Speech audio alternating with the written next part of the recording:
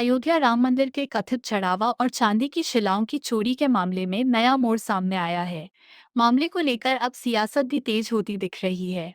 सिंधी सभा के राष्ट्रीय अध्यक्ष अशोक अंशवानी ने मामले में दावा करने वाले राजू मनमानी के आरोपों पर सवाल उठाते हुए पूरे प्रकरण की निष्पक्ष एसआईटी जांच की मांग की है। अशोक अंशवानी ने कहा कि राजू मनमानी पहले कई राजनीतिक दलों से जुड़े रहे हैं और उन पर आपराधिक मामले भी दर्ज हैं। उन्होंने दावा किया कि 200 चांदी की शिलाओं की चोरी का आरोप तथ्यात्मक रूप से सही नहीं है तथा अब तक की जांच में ऐसी किसी चोरी की पुष्टि नहीं हुई है। उन्होंने आरोप लगाया कि कुछ लोग राम मंदिर तीर्थ क्षेत्र ट्रस्ट की छवि धूमिल करने के उद्देश्य से भ्रामक प्रचार कर रहे हैं। अंशवानी ने कहा कि पूरे मामले राजू मनवानी के दावों और अन्य संबंधित तथ्यों की निष्पक्ष एसआईटी जांच कराई जानी चाहिए ताकि सच्चाई सामने आ सके।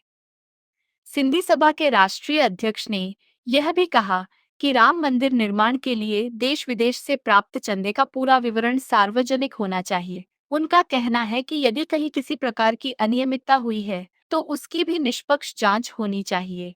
उन्होंने कहा कि जांच के बाद ही पूरे मामले में दूध का दूध और पानी का पानी हो सकेगा। अंशवानी ने आरोप लगाया कि इस विवाद और लगाए गए आरोपों से सिंधी समाज की धार्मिक आस्था भी आहत हुई है। उन्होंने कहा कि समाज चाहता है कि मामले की निष्पक्ष जांच हो और जो भी तथ्य हो वे जनता के सामने लाए जाएं। गौरतलब है कि यह मामला पहले से ही चर्चा में है और विभिन्न पक्षों की ओर से अलग अलग दावे किए जा रहे हैं। ऐसे में अब इस पूरे प्रकरण में निष्पक्ष जांच की मांग और तेज हो गई है। हमारे जो एक प्रश्न बार बार आ रहा है, सिंधी समाज द्वारा 200 की थे, जो राजू मनवानी एक विश्व सिंधी सेवा संगठन का बयान जारी हो रहा है और बयान में वायरल हो रहा है वीडियो। सिंधी समाज में 200 की गई उसका उपयोग कहाँ किया गया, चोरी होने संदेह पैदा किया जा रहा है।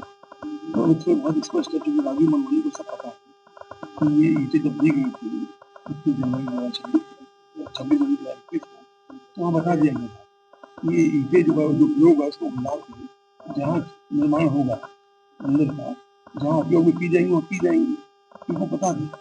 अब उसके बाद 5 साल में ये 6 पार्टियों को उनके हाथ से कमजोरी बन गया।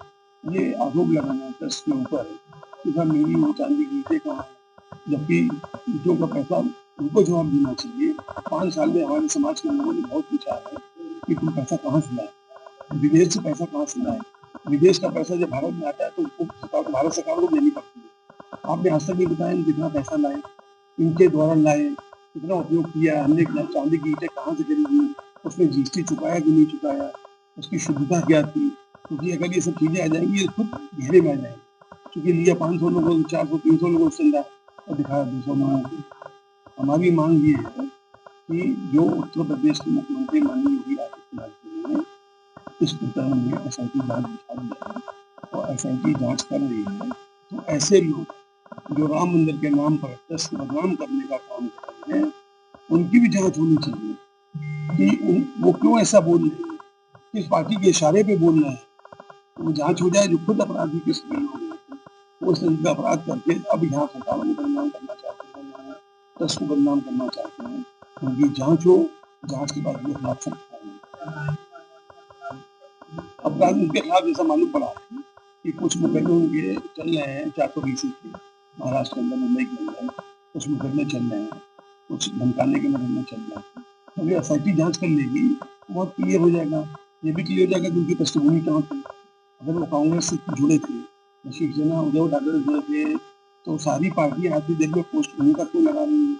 सर नहीं होता कि प्री प्लान एक प्लान में काम किया गया है, उनको कटपुतली बनाकर और ये बयान दिलवाया गया, उसको वायरल कराया गया। इसकी जांच हो जाए। सिंधी समाज का तो कोई मामला नहीं, सिंधी समाज पूरा हाथ हो रहा है।